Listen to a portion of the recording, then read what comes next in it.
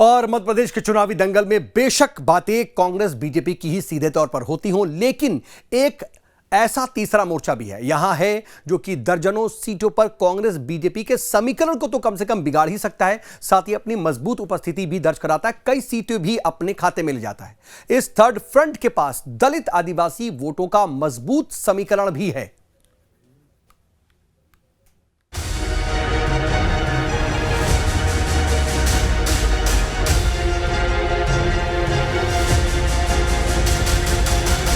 चुनावी रण में नाम वापसी के बाद बीजेपी कांग्रेस ने दूसरी पार्टियों या निर्दलीय चुनाव लड़ने वाले नेताओं पर एक्शन लेना शुरू कर दिया है। बीजेपी कांग्रेस से कई बागियों को पार्टी की सदस्यता से निलंबित कर दिया गया है। ये बागी अपनी पार्टियों को नुकसान तो पहुंचा ही सकते हैं, लेकिन दो दल वाले चुनाव में इस बार तीसरे मोर्चे के समीकरण भी बदले हुए हैं। बीएसपी और गोंडवाना गणतंत्र पार्टी यानी जीजीपी ने हाथ मिलाया है। बीएसपी मध्य प्रदेश में तीसरी ताकत के रूप में हमेशा मौजूद रही है। बीएसपी के विधायकों की संख्या भले ही कम रही हो, लेकिन कई सीटों पर उनके प्रत्याशियों ने बीजेपी और कांग्रेस को भी पीछे किया है। दरअसल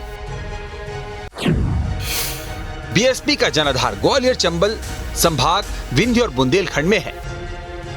गोंडवाना गणतंत्र पार्टी महाकौशल के जिलों में मौजूदगी दर्ज कराती रही है।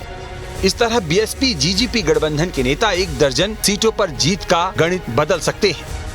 दरअसल 2018 के चुनाव एसपी और गोंडवाना गणतंत्र पार्टी का गठबंधन हुआ था। दोनों दलों का ये मेल कुछ खास प्रभाव नहीं छोड़ पाया था। इस बार इंडिया गठबंधन में शामिल कांग्रेस और एसपी यानी समाजवादी पार्टी की सीट शेयरिंग पर बात नहीं जम पाई। आम आदमी पार्टी ने 66 सीटों पर प्रत्याशी घोषित किए हैं। वहीं नारायण त्रिपाठी की विंध्य जनता पार्टी ने भी विंध्य अंचल में अलग झंडा उठाया है। ऐसे में तीसरा मोर्चा धड़ों में बटा है, लेकिन बीएसपी जीजीपी का गठबंधन बेहतर स्थिति में दिख रहा है। कई सीटों पर बीएसपी जीजीपी का गठबंधन किंग मेकर भी हो सकता है। जानकारी के मुताबिक देवसर सीट की बात करें तो 2018 में यहाँ बीजेपी के सुभाष राम चरित्र विधायक चुने गए थे। इस सीट पर तब बीएसपी को 14,464 और जीजीपी को 8,320 वोट मिले थे। दोनों के वोट का योग 32,784 होता है, जबकि कांग्रेस की हार का अंतर 10,678 था। नागौद सीट की बात करें तो 2018 में बीएसपी के राम बिहारी को 22,428 वोट मिले थे। 2018 में कांग्रेस से यादवेंद्र सिंह 58,879 वोट लाकर यहां जीते थे। इस सीट पर हार जीत का अंतर 1,234 वोटों का था, जबकि यहां से निर्दलीय डॉक्टर रश्मि को 25,700 वोट मिले थे। इस बार कांग्रेस से जीतने वाले यादवेंद्र सिंह बीएसपी से मैदान में है। वहीं मैहर सीट की बात करें तो 2018 में यहां बीएसपी को 18,418 तो गोंडवाना गणतंत्र पार्टी को 33,397 और समाजवादी पार्टी को 11,000 वोट मिले। मैहर सीट से बीजेपी के नारायण त्रिपाठी 2,984 वोटों से जीते थे। अब नारायण त्रिपाठी खुद की विंध्य जनता पार्टी से प्रत्याशी हैं। जबेरा सीट की बात करें तो 2018 में बीएसपी को यहां 10,335 और गोंडवाना गणतंत्र पार्टी को 10,490 वोट मिले थे। यहां जीत हार का अंतर 3,000 वोटों का था।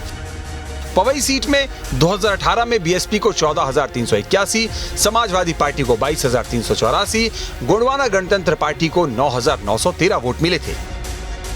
मध्य प्रदेश में थर्ड पार्टीज, विशेषकर बहुजन समाज पार्टी को देखते हैं तो एक समय ऐसा था तो बहुजन समाज पार्टी का वोट शेयर बहुत बड़ा, लेकिन अब लगातार पिछले चुनाव में देखा गया है कि ये वोट शेयर घट रहा है। यानी इसका मूल जो वोट है दलित वोट, वो कहीं ना कहीं पार्टी से कांग्रेस या भारतीय जनता पार्टी की तरफ शिफ्ट हुआ है। इसलिए ये नहीं कहा जा सकता कि भाजपा के जो उम्मीदवार हैं उनको या कांग्रेस के उम्मीदवार को बीएसपी बड़ा नुकसान पहुंचा सकती है जीत की स्थिति में। हाँ, लेकिन ये जरूर है अगर पार्टी ने किन्हीं कद्दावर दोनों दलों में से व्यक्तियों को टिकट दिए हैं तो वो उन सीट पर इन दोनों पार्टी के लिए प्रभावित कर सकते हैं। मध्य प्रदेश में बेशक मुख्य मुकाबला कांग्रेस बीजेपी में हो, लेकिन दर्जनों ऐसी सीटें हैं जहां बीएसपी जीजेपी गठबंधन खेल बिगाड़ सकती है। मध्य प्रदेश में गोंडवाना गणतंत्र पार्टी और बहुजन समाज पार्टी, इनके नेता गठबंधन करते रहे, उससे कोई फर्क पड़ने वाला नहीं है। मगर मेरे मध्य प्रदेश का आदिवासी, मेरे मध्य प्रदेश का दलित ये जानता है कि उनके हित के काम केवल भारतीय जनता पार्टी की सरकार ने किए हैं उनको स्वाभिमान देने का काम भारतीय जनता पार्टी की सरकार ने किया है। चाहे रानी कमलापति के नाम रेलवे स्टेशन की बात हो, चाहे महाराज शंकर शाह के नाम पर मेडिकल कॉलेज की बात हो, और चाहे रविदास लोक की बात हो, चाहे टंटिया मामा की बात हो, इन सब पर काम करने का काम भारतीय जनता पार्टी की सरकारों ने किया है। देखिए, मुख्यतः यदि आप देखेंगे कि 2023 का चुनाव हो या जब विगत 2018 का चुनाव हो, मध्य प्रदेश जो है वहाँ पर बाईपोलर इलेक्शन है, द्विपक्षीय चुनाव होता है और दो ही मुख्य पार्टी हैं, भारतीय जनता पार्टी और कांग्रेस पार्टी।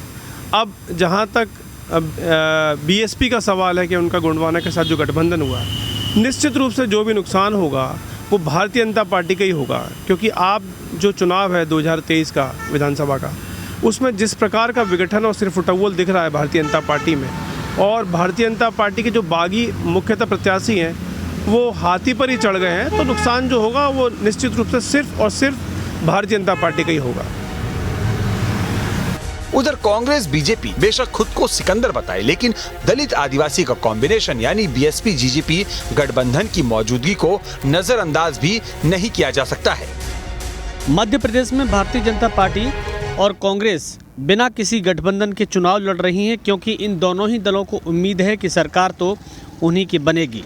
लेकिन बहुजन समाज पार्टी ने कई सीटों पर इन दोनों ही राजनीतिक दलों का समीकरण बिगाड़ दिया है।